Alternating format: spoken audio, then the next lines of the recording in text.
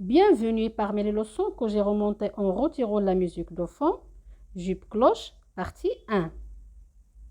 Le patron de cette jupe est fait à partir d'un cercle. On calcule d'abord le tour de taille qui est formé par un cercle dont on trouve le rayon selon la formule mathématique suivante. Tour de taille divisé par 3,14 fois 2.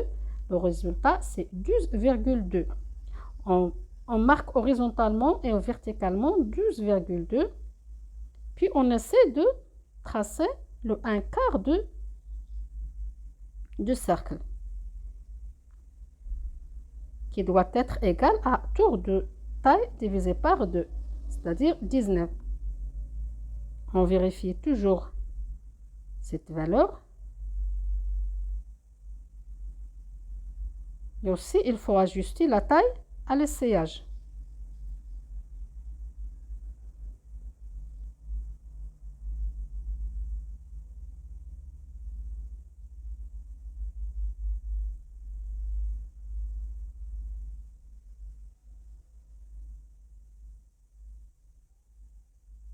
Alors ici, on va prendre la longueur de la jupe pour tracer le tour du bas de la jupe.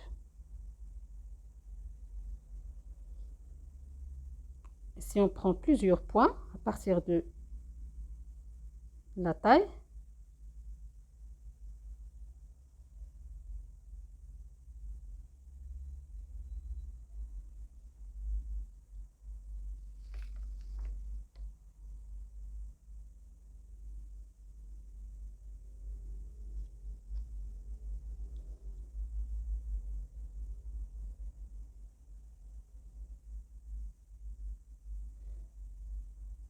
Alors, ce patron nous donne le 1/4 de la jupe.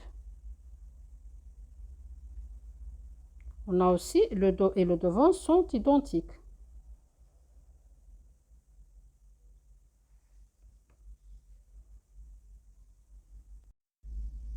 Alors, on met le tissu, droit fil, puis on va disposer premièrement le dos. Parallèlement, on va mettre le milieu du dos parallèlement à la lisière du tissu, parce qu'on a la couture au milieu du dos pour appliquer la fermeture ou la glissière. Cette jupe est formée en deux demi-cercles, c'est-à-dire deux morceaux car il n'existe pas le tissu d'une largeur suffisante pour la faire d'une seule pièce. Alors ici, on va épingler le patron pour y ajouter la couture, et c'est la couture du côté, la couture sur la ligne de taille. Si on va marquer la valeur de la glissière, par exemple 18 cm, 1 à 2 cm la valeur du l'ourlet.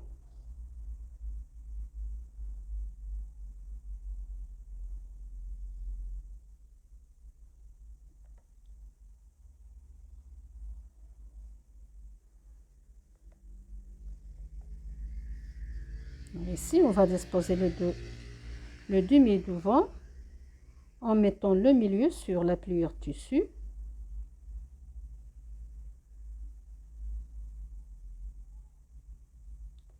Vous pouvez mettre le milieu du dos aussi sur la pliure tissu si on a la glissière sur la couture du côté de la jupe. Alors, c'est la fin de la vidéo.